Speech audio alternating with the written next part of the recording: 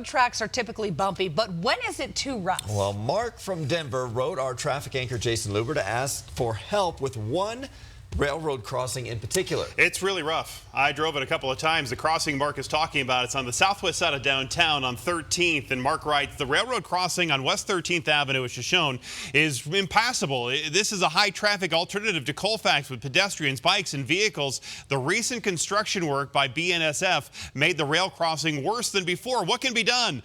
Well, let's take a look and listen to the problem.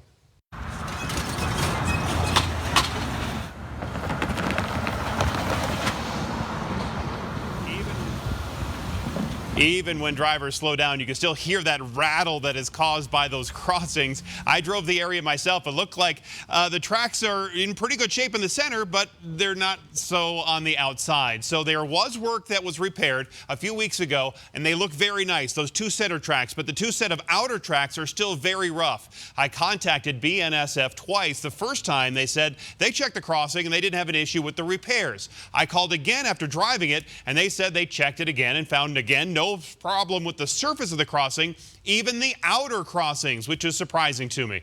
They also deflected responsibility of the bumpy approaches to the tracks to the city of Denver. Denver Public Works knows it's bumpy in there, but there are no plans to repave the road leading to either set of the tracks. And the really odd thing about this whole thing is that there was one set of the tracks, the one with the red right there, they dead end right there at 13th. They're not even used. They're not even necessary. So I asked, why not get rid of those? They said there's no plan to remove them and no money to remove them. So they said maybe they'll make some improvements to the surface in the next couple of years, but right now, no, it's going to be a rough crossing, unfortunately. Yeah, sounds like get used to that bumpy drive. Yes. Oh, frustrating. Yes. All right, thanks, Jason.